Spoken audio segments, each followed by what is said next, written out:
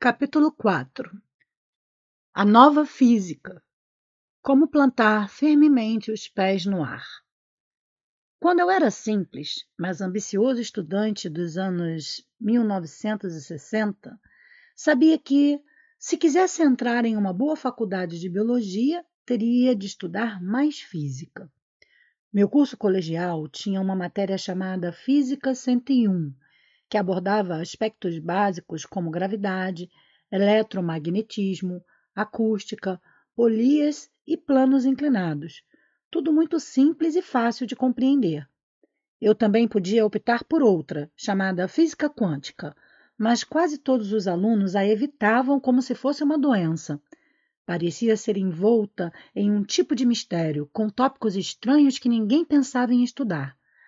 Achávamos que somente os masoquistas, idiotas ou quem realmente tivesse talento suficiente para ser físico estudaria uma matéria que tem como premissa básica um conceito como: você está vendo este objeto? Agora não está vendo mais. A única coisa que talvez me fizesse estudar aquela matéria era o fato de todo mundo dizer que seus alunos tinham certo status em festas.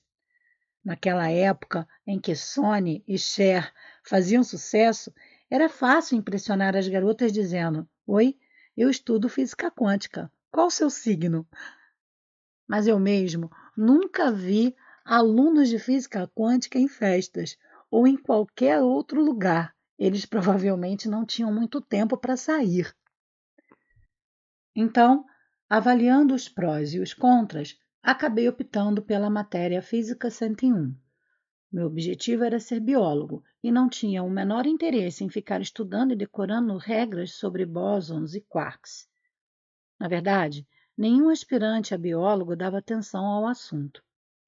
Com isso, a maioria dos formandos em minha área conhecia muito pouco sobre os princípios da física mais completa, que envolve equações e matemática. Estudamos um pouco sobre a gravidade. Os objetos mais pesados tendem a afundar, enquanto os mais leves flutuam. A luz, pigmentos de plantas como a clorofila, da retina dos animais como a rodopsina, absorvem as cores das luzes e são cegas para as demais. E conhecíamos até alguns princípios sobre temperatura. Temperaturas elevadas desativam as moléculas biológicas, fazendo com que derretam, e temperaturas mais baixas as congelam e preservam. Claro, posso estar exagerando um pouco, mas é certo que os biólogos não conhecem física de verdade. Mas devido a essa falta de conhecimento sobre o assunto, e assim mesmo duvidando da biologia centrada do núcleo das células, eu não conseguia entender as implicações da questão. Sabia que as proteínas da membrana dependiam de sinais do ambiente para gerar reações na célula, mas como não tinha conhecimento sobre o universo quântico, não era capaz de desvendar esses sinais. Somente em 1982, mais de uma década depois de me graduar, é que descobri quanto perdi ao deixar de estudar física quântica. Se tivesse escolhido essa matéria, com certeza teria me tornado um desertor da biologia bem antes. Mas lá estava eu, em 1982, sentado no chão de um depósito em Berkeley, na Califórnia, a quilômetros de casa e totalmente arrependido de ter jogado para o alto minha carreira científica para produzir um show de rock. Todos nós da banda estávamos com o mesmo problema. Não tínhamos um centavo no bolso, mesmo depois de 6 shows seguidos. Quando tentavam passar meu cartão de crédito nos leitores das lojas, a tela mostrava o desenho de um crânio com 2 grandes ossos cruzados atrás. Vivíamos de café e salgados, e a cada show víamos nossa carreira musical ir por água abaixo. Passamos por todos os estágios descritos pela famosa psiquiatra suíça Elisabeth Kübler-Ross: negação, raiva, barganha, depressão e aceitação. Em nosso momento mais profundo de aceitação, o silêncio daquele depósito escuro de concreto foi quebrado apenas pelo toque estridente de um telefone. Parecia um som muito distante, que nem chamava nossa atenção, A ligação não seria para nós, afinal, ninguém sabia que estávamos ali. Até que finalmente o gerente do depósito veio atender e o barulho irritante parou. Ouvíamos apenas a voz do gerente respondendo: sim, ele está. Saí então das profundezas de meu ser e do fundo do poço em que me encontrava para olhar na direção do telefone. Era o presidente do corpo diretivo da Escola de Medicina do Caribe, onde eu havia lecionado 2 anos antes. Ele estava há 2 dias me procurando e telefonando para todos os lugares pelos quais eu havia passado, de Wisconsin à Califórnia. Perguntou se eu estava interessado em lecionar anatomia novamente. Se eu estava interessado? Já vi um cachorro recusar carne fresca? Quando eu começo, perguntei. Ontem, respondeu ele. Disse então que precisava de um adiantamento. Fizeram o depósito no mesmo dia e eu me despedi da banda. Peguei o primeiro avião para Madison, fui apanhar algumas roupas, despedir-me de minhas filhas e de lá embarquei para os trópicos. Em menos de 24 horas estava no aeroporto de O'Hare, fazendo uma pequena conexão para o Jardim do Éden. Mas você deve estar se perguntando o que o fracasso de minha carreira no mundo do rock and roll tem a ver com física quântica. Tudo bem, meu estilo de apresentação de conteúdo científico não é exatamente ortodoxo. Retomando de onde parei, agora em estilo mais linear de pensamento, descobri que os cientistas jamais conseguirão entender os mistérios do universo utilizando apenas o raciocínio linear. A voz interior. Enquanto esperava o avião, lembrei que teria 5 horas de viagem pela frente e nem sequer uma revista para ler. Como faltavam apenas alguns minutos para o embarque, corri até a livraria do aeroporto. Então, em meio ao desespero de ter que escolher um livro, correndo o risco de perder o avião, um exemplar de The Comic Code, o Código Cósmico, Física Quântica como Linguagem da Natureza, do físico Hans Pagels, de 1982. Pulou em minhas mãos. Li rapidamente a contracapa e vi que se tratava de um livro de física quântica para leigos. Claro, o condicionamento e a fobia da época de colégio me fizeram colocá-lo imediatamente de volta à estante. Peguei um clássico de literatura e fui direto ao caixa. Mas enquanto o rapaz passava o livro pelo leitor óptico, vi outro exemplar de O Código Cósmico na prateleira atrás dele. Então, enquanto abria a carteira e olhava o relógio para ver quantos minutos ainda tinha, consegui superar minha velha aversão à física quântica e pedi a ele para pegar o exemplar ali atrás também. Já no avião, recuperando-me da dose extra de adrenalina da corrida até a livraria, peguei uma revista de palavras cruzadas, resolvi algumas e só depois abri o livro de Pagels. Não consegui mais parar de ler. Mesmo tendo de voltar algumas páginas de vez em quando para reler várias vezes e entender a teoria, passei o voo todo, as 3 horas de espera pela conexão em Miami e as 5 horas do segundo voo até a minha ilha paradisíaca, mergulhado no material. Antes de embarcar em Chicago, não fazia a menor ideia do que era física quântica, nem de sua importância para a biologia. Quando o avião chegou no Caribe, eu estava em estado de choque intelectual. Finalmente, entendia a relação entre as duas áreas da ciência e percebia o grande erro dos biólogos ao subestimar as leis da física. Seguindo, ultrapassados modelos newtonianos, deixamos de ampliar nossos horizontes e não percebemos que a física quântica é a base de todas as ciências. Presos no mundo físico de Newton, ignoramos o mundo quântico e invisível de Einstein, no qual a matéria é constituída de energia e não há limite absoluto. Em nível atômico, nem se pode afirmar com certeza que a matéria existe. Há apenas uma tendência de que isso possa acontecer. Todos os meus conceitos e certezas sobre a biologia e a física tinham ido por terra. Hoje, Penso em tudo isso. Não entendo como eu ou todos os biólogos nunca paramos para pensar que a física newtoniana, tão elegante e segura para o nosso raciocínio hiperracional, não explica sequer os mecanismos do corpo humano em detalhes, enquanto mais os do universo. A ciência avança a cada dia, mas ainda conhece muito pouco sobre os organismos. Apesar de todas as descobertas, a mecânica dos sinais quânticos, incluindo os hormônios, as citocinas, os fatores de crescimento e de supressão tumoral, ainda não se explicam os fenômenos paranormais, curas espontâneas, fenômenos psíquicos, demonstração de força e resistência além do normal, habilidade de caminhar sobre carvão em brasa sem se queimar, agulhas de acupuntura que diminuem a dor manipulando a energia Xi do corpo e muitos outros fenômenos desafiam a biologia newtoniana.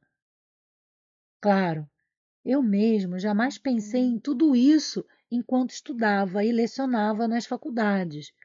Meus colegas e eu ensinávamos os alunos a ignorar métodos como acupuntura, quiropraxia, massagem terapêutica, orações e etc. Na verdade, fazíamos até pior. Chamávamos esses profissionais de charlatões, porque estávamos cegamente vinculados à física newtoniana.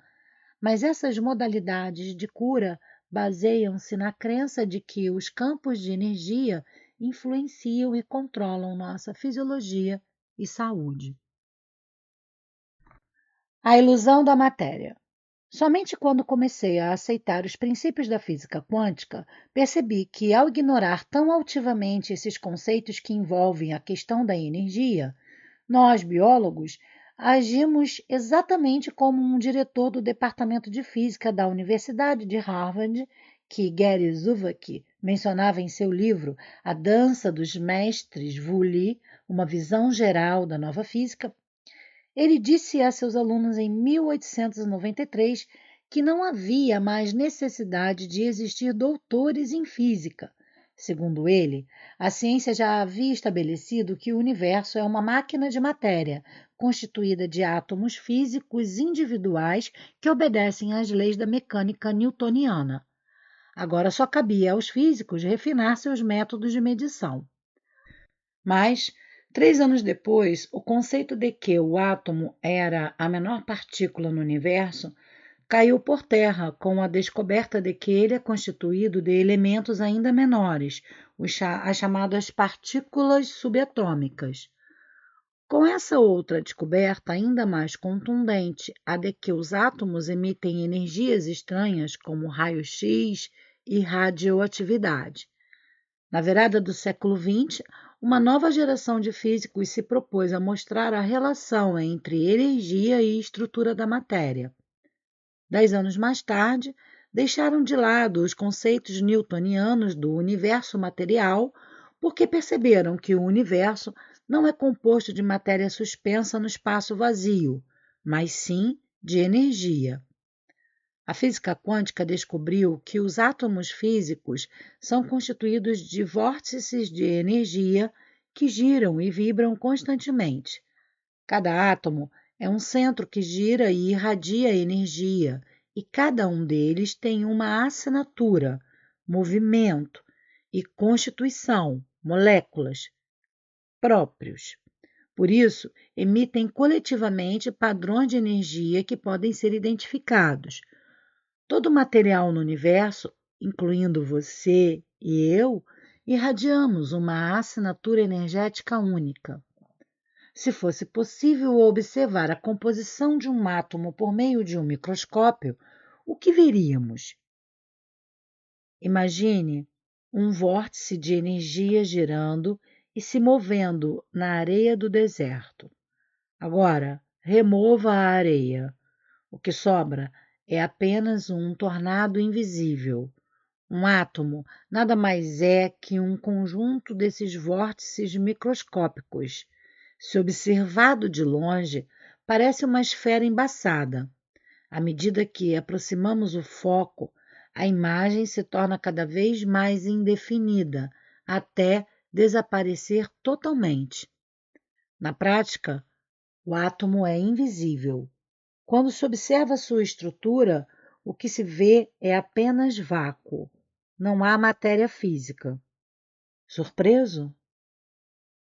Lembra-se daqueles modelos de átomos que estudávamos na escola, com bolinhas de gude e rolimãs representando o sistema solar? Vamos compará-los com a estrutura física do átomo descoberta pela física quântica. Não se trata de um erro de impressão. Os átomos são feitos de energia invisível e não de matéria palpável. Em nosso mundo, a substância, matéria, surge do nada. Parece estranho, não? Afinal, você está segurando um livro bem sólido nas mãos, mas se colocá-lo sob a lente de um microscópio atômico, verá que não está segurando coisa alguma. Se pensarmos bem, os alunos de biologia não estão errados ao achar que o universo quântico é estranho. Vejamos como funciona esta questão de existe, não existe da física quântica. A matéria pode ser definida tanto como um conjunto de partículas sólidas, quanto como um campo, onda, de força não material.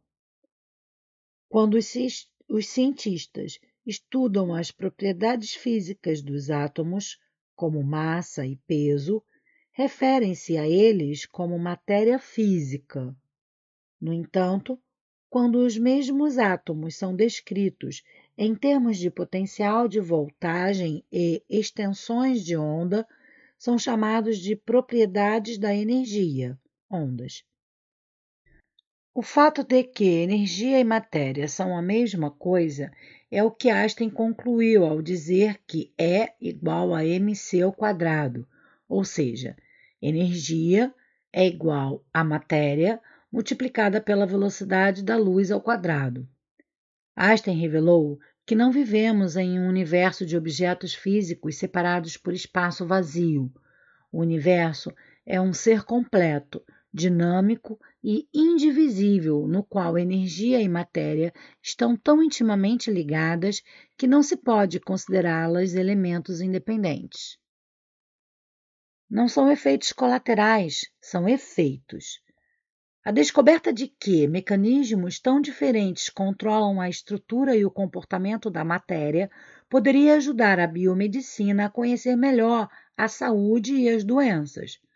No entanto, médicos, biólogos e alunos continuam a ser treinados a ver o corpo simplesmente como uma máquina física que opera dentro dos princípios newtonianos.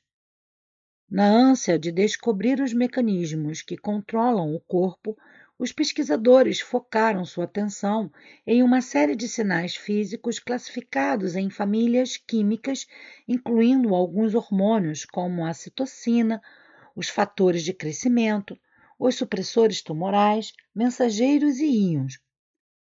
Como, porém, ainda seguem a linha newtoniana, acabaram ignorando a importância da energia quando se trata de saúde e das doenças. Além disso, a maioria dos biólogos é reducionista, ou seja, acredita que os mecanismos de nosso corpo físico podem ser mais bem compreendidos extraindo células e estudando seus elementos químicos.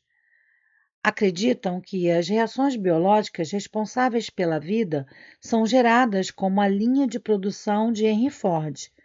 Um elemento químico causa uma reação, que, por sua vez, causa outra em outro elemento, e assim por diante. A ilustração seguinte mostra o fluxo linear de informações de A para B, para C, para D e para E. O modelo reducionista sugere que, se há um problema no sistema, como uma doença ou disfunção, a fonte do problema pode ser atribuída ao mau funcionamento de um dos pontos da linha de montagem química. Repor, então, a peça defeituosa por meio de medicamentos, por exemplo, teoricamente faz com que a saúde do paciente se recupere. Esse conceito estimula a pesquisa da indústria farmacêutica em busca de drogas mágicas e genes perfeitos. No entanto, a perspectiva quântica revela que o universo é uma integração de campos de energia integrados e interdependentes. Os cientistas biomédicos acabam ficando confusos, pois não conseguem entender a complexidade da intercomunicação entre as partes físicas e os campos de energia que compõem a matéria. A percepção reducionista de fluxo linear de informações é uma característica do universo newtoniano. Mas o fluxo de informações do universo quântico é holístico. A estrutura das células está envolta em uma complexa rede de comunicação simultânea e abrangente. Veja a ilustração. Uma função biológica pode surgir de um pequeno problema de comunicação em qualquer ponto da rede de informações. Equilibrar ou ajustar a química desse complicado sistema interativo exige compreensão de seu funcionamento e não uma simples tentativa de ajuste por intermédio de medicamentos.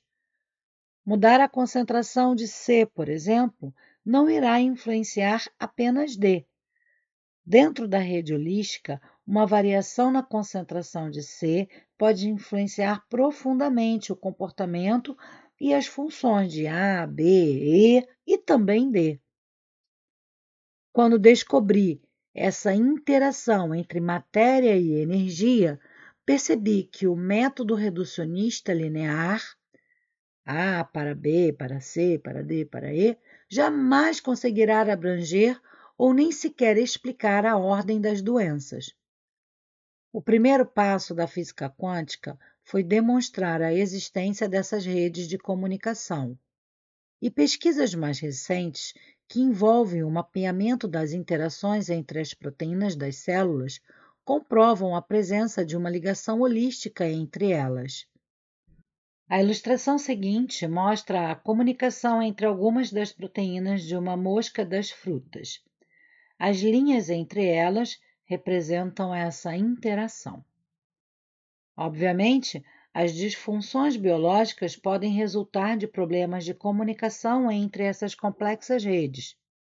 Modificar os parâmetros de uma proteína irá alterar, inevitavelmente, o de diversas outras dentro do sistema.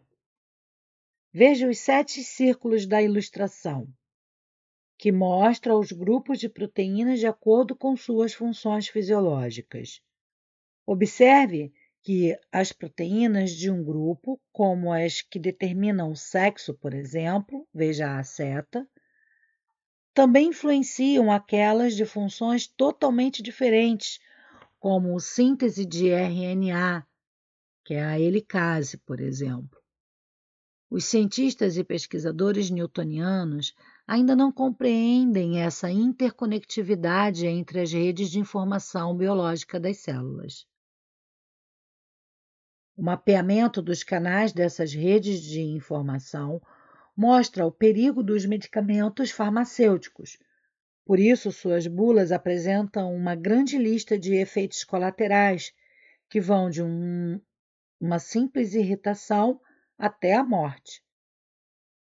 Quando essas drogas são introduzidas no organismo para corrigir a disfunção de uma proteína, acabam interagindo com muitas delas.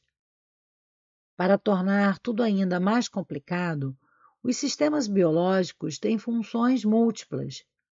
Os mesmos sinais ou moléculas de proteína podem ser usados simultaneamente em diferentes órgãos e tecidos, resultando em funções comportamentais as mais diversas.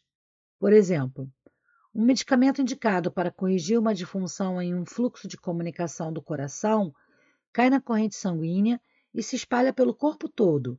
Com isso, pode acabar interferindo em funções do sistema nervoso, caso o cérebro utilize componentes desse mesmo fluxo de comunicação. Mas se, por um lado, Essa multiplicidade de tarefas torna mais complicada a ação dos medicamentos.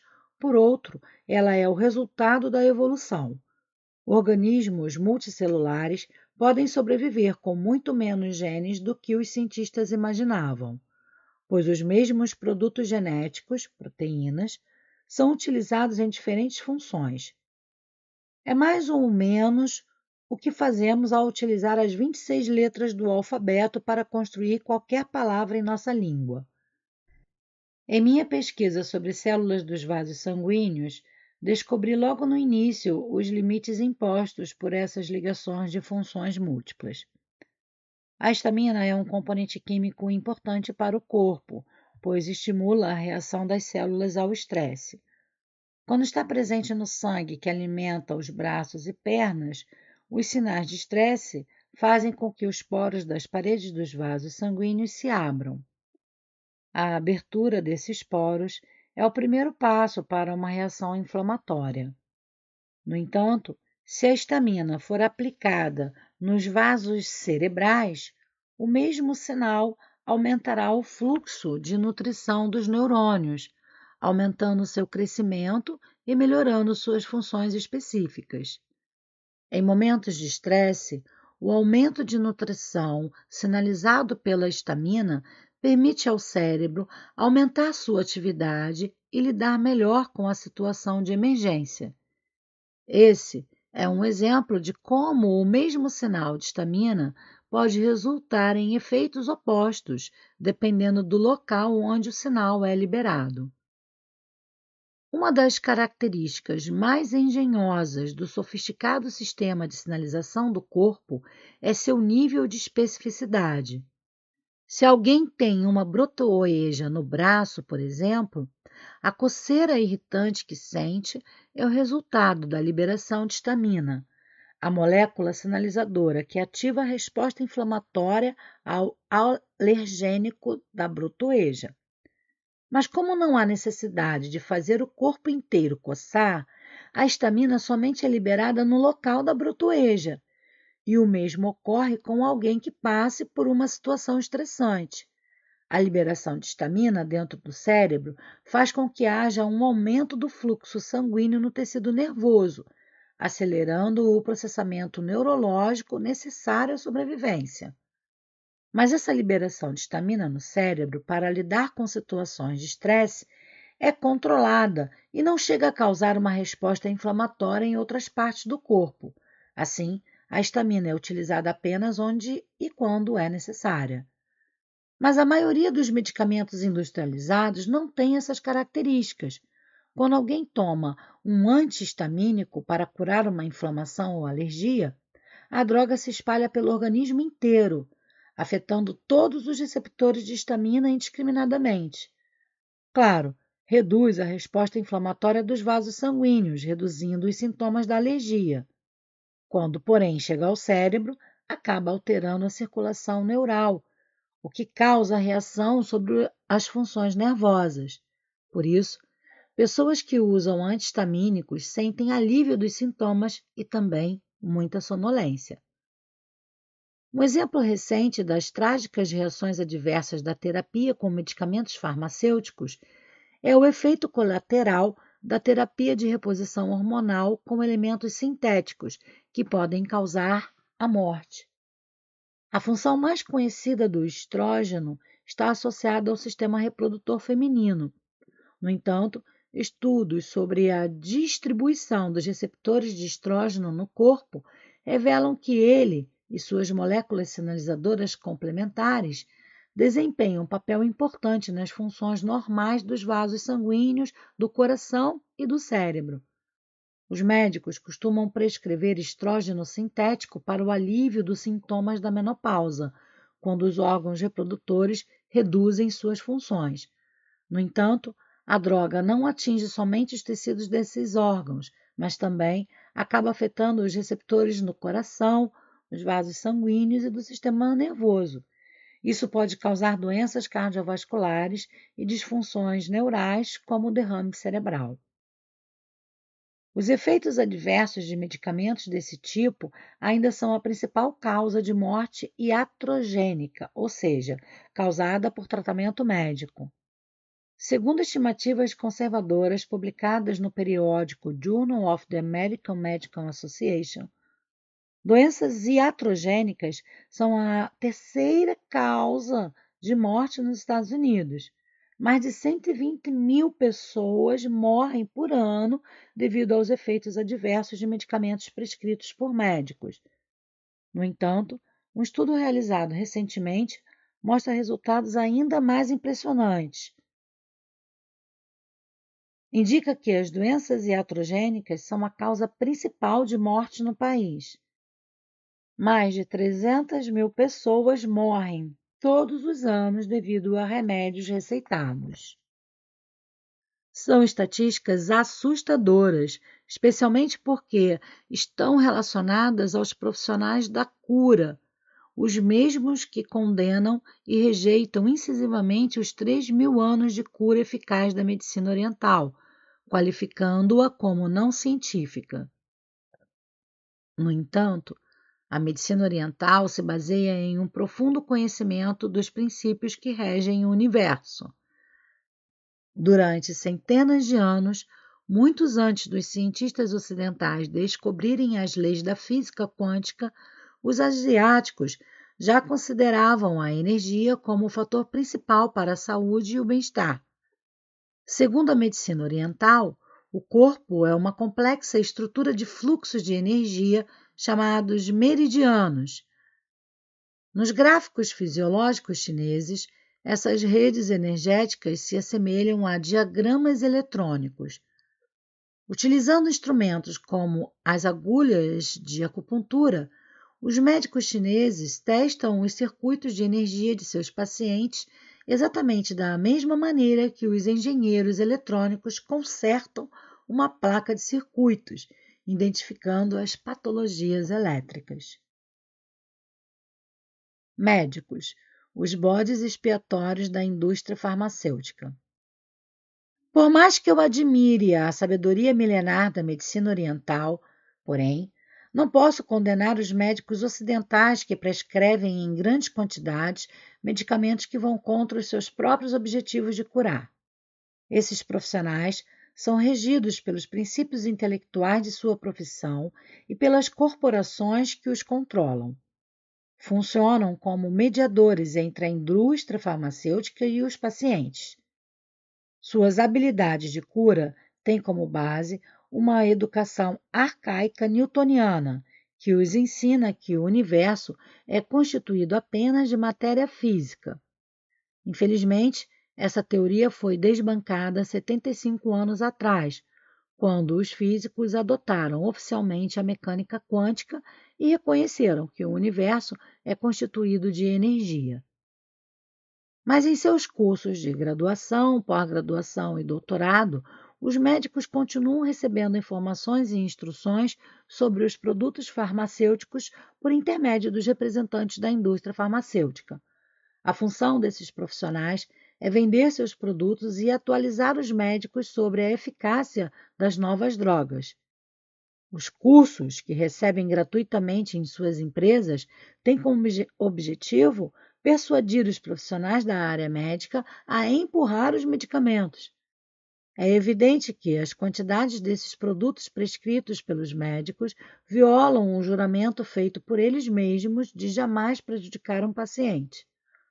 Fomos programados pelas corporações farmacêuticas a nos tornarmos uma nação de viciados em drogas prescritas, e os resultados são muitas vezes trágicos. É preciso parar, repensar nossos conceitos, incorporar as descobertas da física quântica à biomedicina para criar um sistema novo e mais saudável de cura que esteja de acordo com as leis da natureza. Física e medicina, quanto antes melhor. Alguns ramos da ciência já incorporaram a física quântica com excelentes resultados.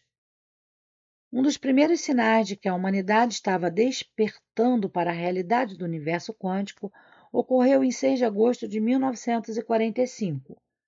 A destruição causada pela bomba atômica em Hiroshima mostrou o poder da teoria quântica e abriu as portas da era atômica. Mas, pelo lado construtivo, a física quântica permitiu que se tornassem realidade alguns milagres eletrônicos que nos levaram à era da informação. As aplicações da mecânica quântica foram diretamente responsáveis pelo desenvolvimento dos televisores, dos computadores, da tomografia computadorizada, do laser, dos foguetes espaciais e do telefone celular. Mas o que a revolução quântica trouxe às ciências biomédicas em termos de avanços? Vamos listá-las em ordem de importância e devo lembrar que é uma lista bem pequena. Embora eu enfatize a necessidade de aplicarmos os princípios da mecânica quântica à biomedicina, isso não quer dizer que a medicina deva simplesmente ignorar os princípios de Isaac Newton.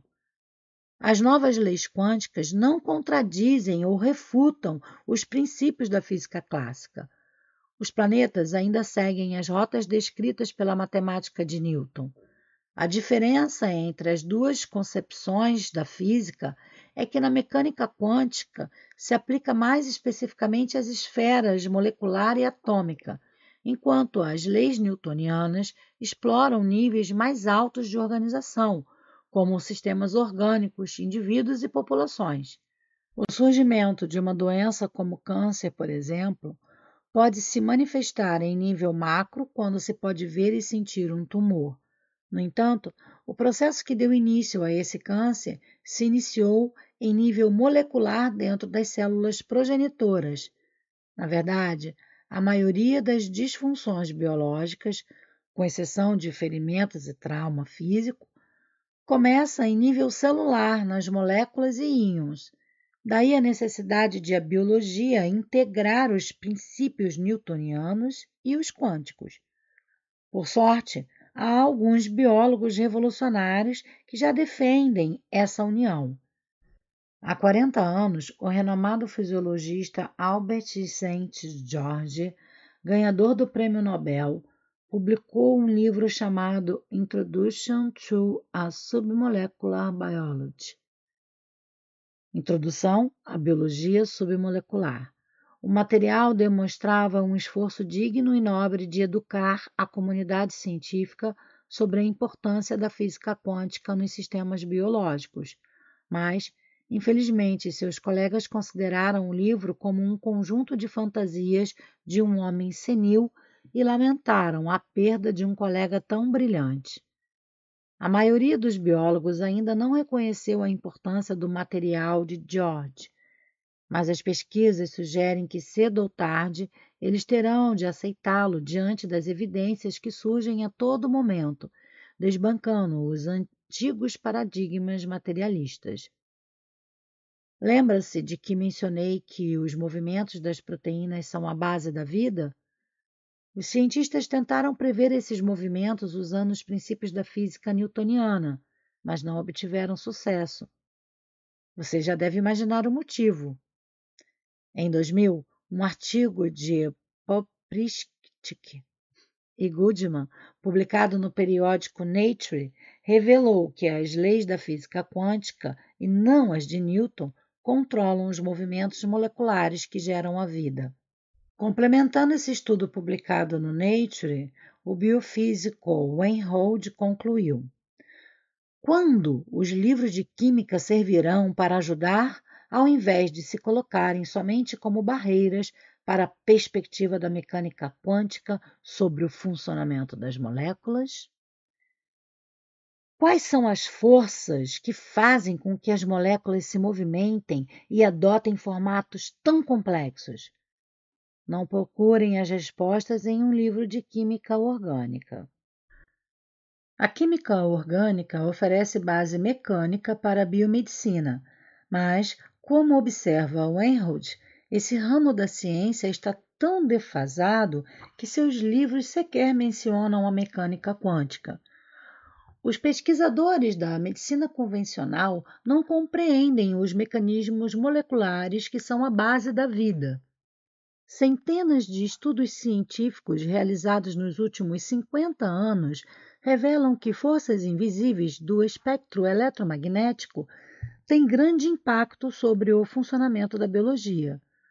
Essas energias englobam as microondas, as frequências de rádio, as cores visíveis e as baixas frequências, assim como também as frequências acústicas e até mesmo uma nova forma de força chamada energia escalar. Frequências e padrões específicos de radiação eletromagnética regulam o DNA, o RNA, a síntese de proteínas, alteram a função e o formato das proteínas, controlam os genes, a divisão das células, sua diferenciação, a morfogênese, que é o processo pelo qual as células se agrupam formando órgãos e tecidos, a secreção hormonal, o crescimento e as funções nervosas. Cada uma dessas atividades celulares tem um comportamento específico que contribui para o desenvolvimento da vida. Embora esses estudos tenham sido publicados em alguns dos periódicos biomédicos mais respeitados, suas descobertas revolucionárias ainda não foram incorporadas ao currículo das escolas de medicina. Um importante estudo realizado há 40 anos pelo biofísico da Universidade de Oxford, C.W.F. McClure, calcula e compara a eficiência da transferência de informações entre sinais de energia e sinais químicos nos sistemas biológicos. Sua pesquisa, chamada Repercussão na Bioenergética, publicada nos Anais da Academia de Ciência de Nova York, revela que os mecanismos de sinalização energética, como as frequências eletromagnéticas, são centenas de vezes mais eficazes na transmissão de informações ambientais que os sinais físicos, como hormônios, neurotransmissores, fatores de crescimento e etc. Mas não é de se surpreender que os sinais de energia sejam mais eficientes. Nas moléculas físicas, a informação a ser transportada é ligada diretamente à energia disponível de uma molécula. No entanto, a reação química empregada para transferir essa informação é acompanhada de uma grande perda de energia devido ao calor gerado pelo rompimento das ligações químicas. Como a ligação termoquímica desperdiça a maior parte da energia da molécula, a pequena quantidade que permanece limita o montante de informação que pode ser transferida como sinal. Sabemos que os organismos vivos precisam receber e interpretar os sinais do ambiente para se manter vivos. Na verdade, a sobrevivência está diretamente vinculada à velocidade e à eficiência de transferência de sinais. A velocidade dos sinais de energia eletromagnética é de cerca de 300 km por segundo, enquanto a velocidade dos elementos químicos difusíveis é menor que 1 centímetro por segundo.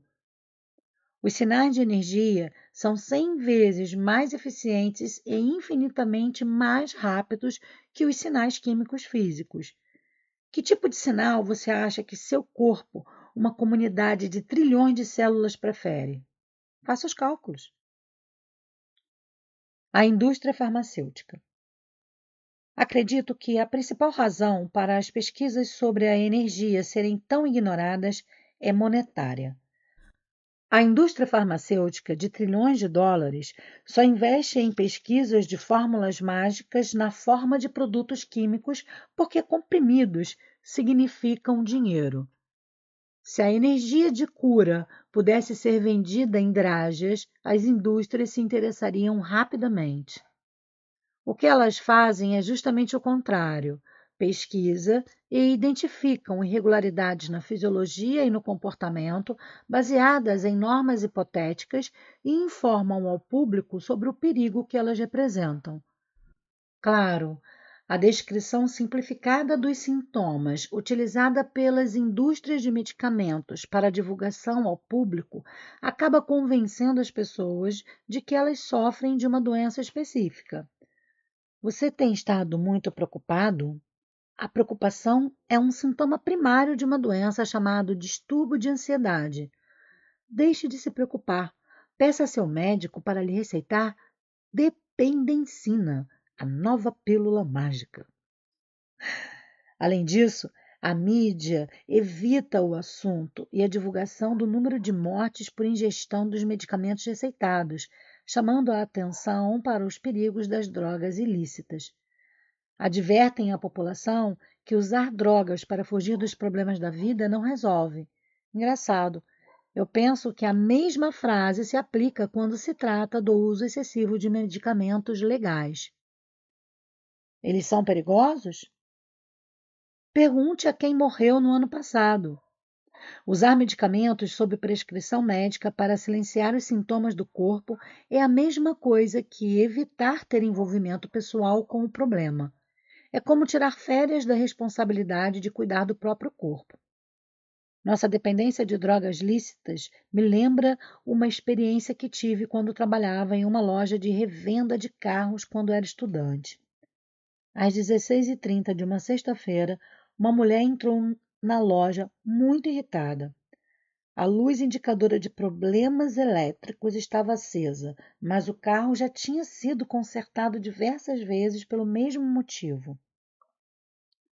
Mas quem quer resolver um problema desses no final do expediente de uma sexta-feira? Ninguém se manifestou até que um dos mecânicos disse: "Deixa que eu conserto." Levou o carro para a parte de trás da loja, onde ficava o galpão de mecânica, abriu o painel, tirou a lâmpada do sinalizador e a jogou fora. Abriu então uma lata de refrigerante e acendeu um cigarro. Depois de algum tempo, trouxe o carro de volta e disse que havia resolvido o problema. A mulher girou a chave na ignição e, ao ver que a luz indicadora não acendia mais, foi embora contente. O problema continuava, mas o sintoma havia desaparecido. A mesma coisa acontece quando tomamos um medicamento. Reduzimos os sintomas, mas dificilmente eliminamos a causa do problema. Mas espere, você irá dizer: os tempos mudaram. Hoje temos mais consciência dos perigos das drogas e estamos mais abertos a terapias alternativas.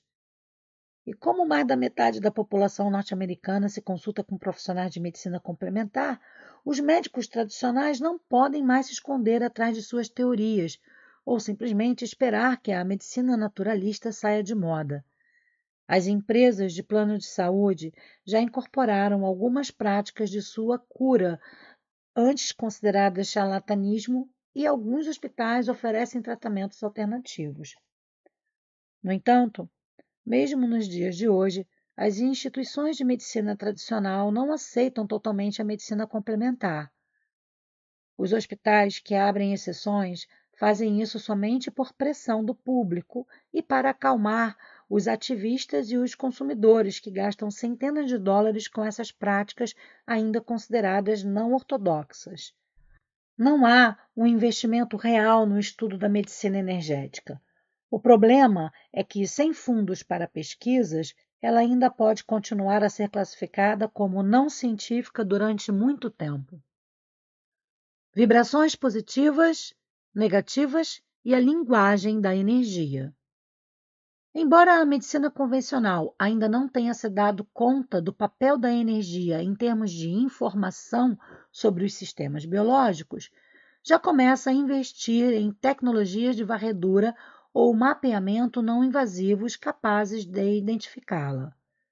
Cientistas da área quântica desenvolveram equipamentos que leem e analisam as frequências emitidas por determinados elementos químicos, permitindo identificar a composição de materiais e objetos, e adaptaram esses aparelhos para que pudessem ler o espectro de energia emitido pelos tecidos e órgãos do corpo. Como os campos de energia viajam com facilidade pelo organismo, as novas tecnologias como CATs, MRIs e tomografias de emissão de pósitrons podem detectar doenças de maneira não invasiva. Os médicos podem diagnosticar problemas internos analisando as imagens dos tecidos mapeados. A imagem mapeada na ilustração revela a presença de câncer de mama. O tecido lesado emite um tipo específico de assinatura energética diferente das células saudáveis ao seu redor. Essas identidades de energia que passam pelo nosso corpo viajam pelo espaço de forma de ondas invisíveis, semelhantes a ondas em um lago. Se jogamos uma pedrinha dentro dele, sua energia, gerada pela força da gravidade contra a massa da superfície, é transmitida para a água. As ondas geradas pela pedra são, na verdade, as ondas de energia passando pela água. Se jogarmos várias pedras ao mesmo tempo, as ondas de energia geradas podem interferir umas com as outras, formando diversos pontos de convergência. Essa interferência pode ser construtiva, amplificando a energia, ou destrutiva, diminuindo sua intensidade. Jogar duas pedras do mesmo tamanho e à mesma distância faz com que suas ondas se coordenem e acabem convergindo uma para a outra. Quando as ondas se sobrepõem, a força combinada de sua interação é duplicada, um fenômeno chamado interferência construtiva ou ressonância harmônica. Mas quando as pedras são jogadas de maneira não simultânea, suas ondas de energia não se sincronizam, pois, enquanto uma está subindo, a outra está descendo. Então, ao se encontrarem, acabam anulando uma a outra. Em vez de duplicar a energia no ponto de encontro, a água permanece parada, sem ondas de energia. Esse fenômeno, em que as energias são canceladas, é chamado interferência destrutiva. O comportamento das ondas de energia é importante para a biomedicina, porque as frequências vibracionais podem alterar as propriedades químicas e físicas de um átomo, assim como a histamina ou o estrogênio.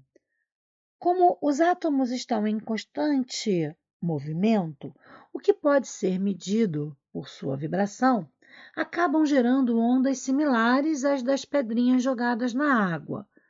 Cada átomo é único porque a distribuição de suas cargas positiva e negativa, aliadas à velocidade de giro, criam uma vibração específica e um padrão de frequência personalizado. Os cientistas desenvolveram uma nova maneira de interromper o movimento dos átomos, estudando suas ondas de energia. Primeiro, identificam sua frequência e utilizam um laser para emitir outra igual. Embora o átomo e a frequência fotoelétrica emitam o mesmo padrão de ondas, as do laser são programadas para estar fora de sincronia em relação às do átomo. Quando a onda de luz interage com a onda do átomo, a interferência destrutiva cancela sua vibração e faz com que ele pare de girar. Já quando a intenção é acelerar os átomos ao invés de pará-los, a vibração é uma maneira de criar ressonância harmônica, cuja vibração pode ser eletromagnética ou acústica. Quando uma cantora habilidosa, como Ella Fitzgerald, por exemplo, emite uma nota harmonicamente ressonante com os átomos de uma taça de cristal, eles absorvem as ondas sonoras. A mecânica da interferência construtiva faz com que estas ondas de energia adicionadas vibrem mais rápido. Em determinado momento, os átomos terão absorvido tanta energia e passarão a vibrar tão rápido que se soltarão das cadeias que os prendem. O resultado é a explosão da taça. Um princípio da ciência da física é que o mesmo mecanismo de ressonância harmônica que faz as ondas sonoras destruírem uma taça ou uma pedra nos rins pode influenciar as funções químicas de nosso corpo. Mas os biólogos ainda não se dedicaram ao estudo desses mecanismos com a mesma motivação que os faz tentar descobrir novos medicamentos. É uma pena, pois já há evidências científicas suficientes de que podemos adaptar as ondas e transformá-las em agentes terapêuticos da mesma maneira que manipulamos as estruturas químicas das drogas. Já houve uma época em que a eletroterapia era muito utilizada na medicina. No final do século XIX, o desenvolvimento de baterias e de outros dispositivos que produzem campos eletromagnéticos incentivou a produção de aparelhos que supunha-se podiam curar doenças. O público passou então a procurar os profissionais desta nova arte de cura chamada radiestesia. Dizem que esses aparelhos eram muito eficazes e se tornaram tão populares que algumas revistas publicavam anúncios do tipo: "Seja um radiestesista", somente com $9,99, com manual de instruções. Em 1894, mais de 10.000 médicos norte-americanos e centenas de consumidores que liam o manual passaram a utilizar a eletroterapia. Em 1895, D.D. Palmer criou a ciência da quiroprática. Palmer afirmava que o fluxo de energia por meio do sistema nervoso é muito importante para a saúde. O foco de suas pesquisas era a mecânica da coluna vertebral, o condutor dos nervos espinhais que levam as informações ao corpo. Desenvolveu técnicas para acessar e regular o fluxo de informações, diminuindo as tensões e pressões exercidas sobre a coluna vertebral. No entanto, a classe médica começou a se sentir ameaçada por práticas como a quiroprática, a homeopatia e a radiestesia, que reduziam o número de pacientes em seus consultórios.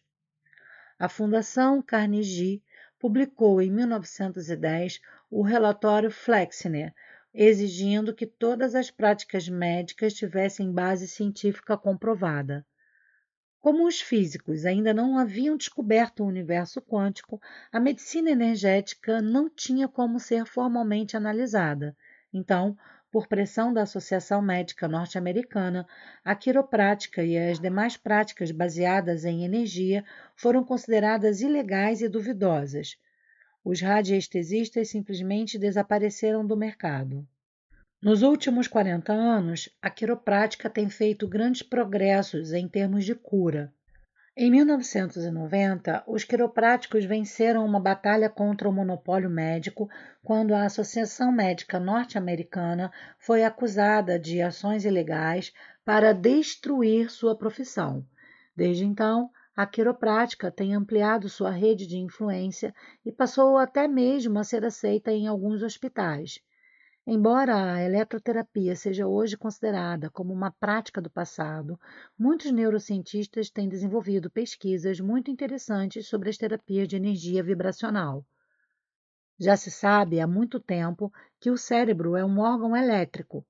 A terapia de choque tem sido utilizada ao longo da história em tratamentos contra a depressão, mas hoje os cientistas utilizam técnicas menos invasivas para tratar o cérebro.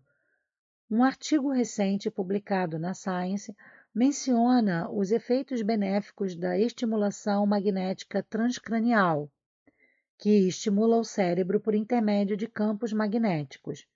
A TMS é uma versão atualizada das técnicas de radiestesia praticadas no século XIX e denunciadas pela medicina convencional. Estudos recentes mostram que a TMS pode ser uma poderosa ferramenta terapêutica.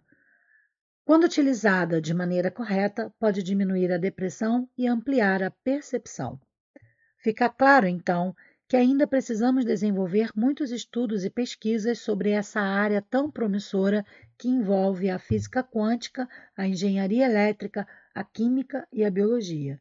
Essas pesquisas podem ser muito benéficas, resultando em formas de terapia com menos efeitos colaterais que as drogas convencionais.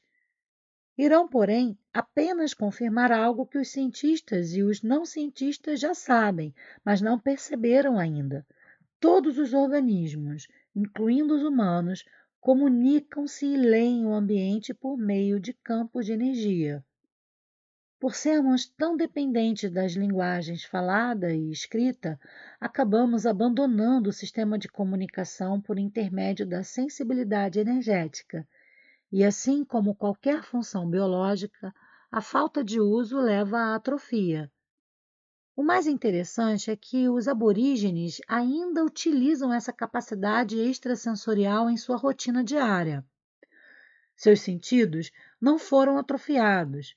Por exemplo, os aborígenes australianos captam e descobrem fontes de água sob a areia, e algumas tribos indígenas da Amazônia e seus pajés se comunicam com as energias das plantas medicinais. Você mesmo já deve ter sentido a ação desse mecanismo. Nunca lhe aconteceu de estar andando por uma rua escura à noite e de repente se sentir fraco, sem energia? Por que isso aconteceu? Interferência destrutiva, a mesma das pedras jogadas na água, não simultaneamente, ou, segundo a crença popular, vibrações negativas. Lembra-se daquele dia em que conheceu alguém tão especial que se sentiu energizado? Interferência construtiva, ou simplesmente boas vibrações. Quando deixei de acreditar que somos matéria inerte, percebi que a área da ciência em que escolhi trabalhar estava defasada e também notei que tinha de tomar atitudes construtivas em minha própria vida. Precisava de um estímulo físico quântico. Em vez de criar energias harmônicas em minha vida, eu simplesmente me deixava levar por ela, desperdiçando toda a minha energia. Isto é mais ou menos como ligar um aquecedor em um dia frio, mas deixar as portas e janelas abertas. Comecei a fechar uma por uma, analisando cada área de minha vida em que minha energia não estava sendo bem utilizada. Algumas foram muito fáceis de identificar, como aquelas festas da faculdade que me exauriam, mas outras, como minha atitude derrotista diante da vida, foram muito difíceis de trabalhar. Pensamentos consomem tanta energia quanto maratonas, como veremos no capítulo seguinte. Assim como eu, a biomedicina precisa de um estímulo físico-quântico. Pouco a pouco, a medicina vai caminhando nesse sentido, impulsionada pelos consumidores que procuram cada vez mais as práticas complementares. É um longo caminho, mas a revolução quântica biológica já se iniciou. Os profissionais atuais da medicina serão finalmente levados, por vontade própria ou por pressão, a fazer parte dela.